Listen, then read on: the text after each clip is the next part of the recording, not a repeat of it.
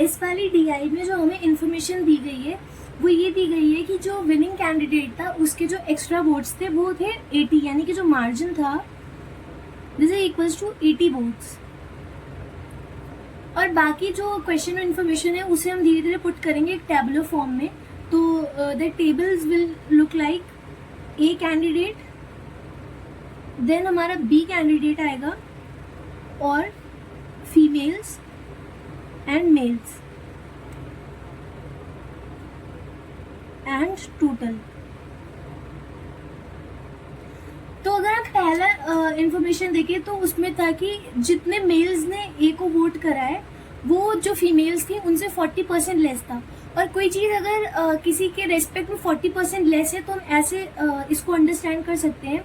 Suppose कोई चीज़ अगर 100x है और दूसरी चीज़ उससे 40% लेस है, यानी कि वो इससे 40x लेस है, तो दूसरी चीज़ 60x होगी।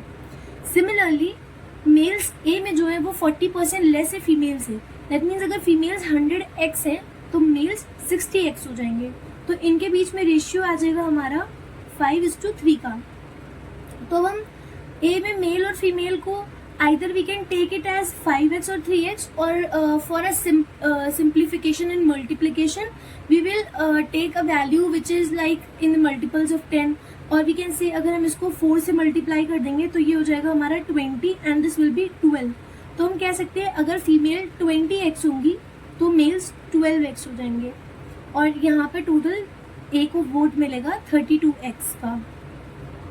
सेकेंड इन्फॉर्मेशन है बी में जो फीमेल्स है that mean this they are 45% of females of A, यानी ए में फीमेल्स हैं 20x, इसका 45%। तो 45% जो वैल्यू होती है इसको हम लोग लिख सकते हैं 9/20। तो 9/20 of 20x equals to females of B, that means 9/20 of 20x, तो दिस विल बी 9x। तो हम यहाँ पे लिख सकते हैं बी की फीमेल्स हो जाएंगी 9x। और थर्ड इन्फॉर्मेशन बोली बी में जो टोटल है उसमें 37.5% फीमेल्स हैं। 37.5% को हम लोग फ्रैक्शन फॉर्म में 3/8 लिखते हैं। तो 3/8 फीमेल्स हैं। लेट्स से बी में टोटल बी वोट आए हैं, तो 3/8 of B votes equals to 9x। So यहाँ पर हमारे टोटल वोट्स हो जाएंगे 24x। तो बी में मिलेंगे 24x। तो 24x है और ये 9x है, तो बचे कितने वोट हमारे, इट विल बी 15x। पहला जो इन्फॉर्मेशन थी उसका यूज होगा, इन्होंने बोला है 80 वोट्स से विनर जो था वो जीत गया। अब यहाँ पर अगर हम देखें तो बी को 24 मिले और ए को 32 मिले, दैट मीन्स इनके बीच में डिफरेंस कितने का आएगा, इनके बीच का डिफरेंस हो जाएगा 8 वोट्स का। तो जो हमारा 8x की वैल्यू है that is 80, so x will be 10। अब यहाँ से हम सब वैल्यूज डाल देंगे, it will be 200, it will be 90, it will be 150 and it will be 120, और इसी तरह ये 320 हो जाएगा और ये 240 हो जाएगा। So that is our DI number 2। Our DI number 3, इसमें हमें इंफॉर्मेशन दी गई है कि 4 इन्फ्लुएंसर्स हैं, उन्होंने जो अपनी रील्स पोस्ट करी हैं तो टोटल जो मैरी ने करी है वो 340 है, वैसी बैन ने 470। इस तरह से इन्होंने टोटल रील्स पोस्ट करी हैं एंड 3 प्लेटफॉर्म के थ्रू करी हैं, that is YouTube, Instagram and TikTok. तो जो हमें डेटा में जो इन्फॉर्मेशन दी गई है वो थी यूट्यूब और इंस्टाग्राम में मिला के मैरी की 250 है, सिमिलरली बैन की 320 है एंड 400 बाकी के 2 की है।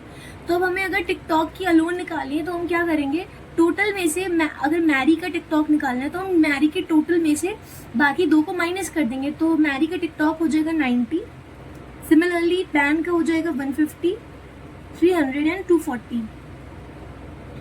अब उसके बाद हमें नेक्स्ट जो इन्फॉर्मेशन दी गई है वो ये दी गई है कि जो टिकटॉक की जो वीडियोस हैं वो इंस्टाग्राम की 60% है।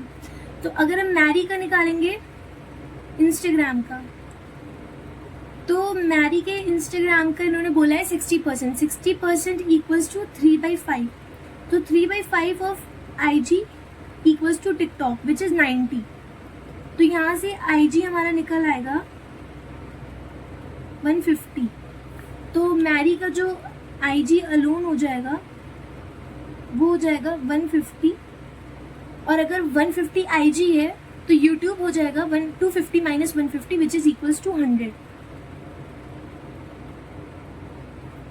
फिर बैन के लिए बोला गया है 75%, तो 75% इक्वल्स टू 3/4, तो 3/4 of IG equals to TikTok which is 150 and it will be 200, so IG हो जाएगा 200, तो हमारा YouTube हो जाएगा 120। देन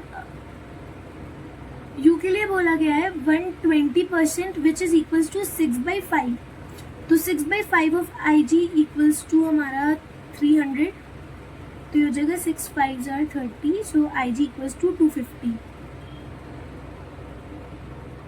तो YouTube हो जाएगा 150। और फोर्थ डेटा है 80%, 80% equals to 4/5, 4/5 of IG is 240, 4 6 are 24, so IG equals to 300, so YouTube equals to 100.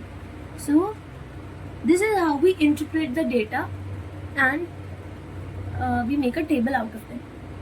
Thank you.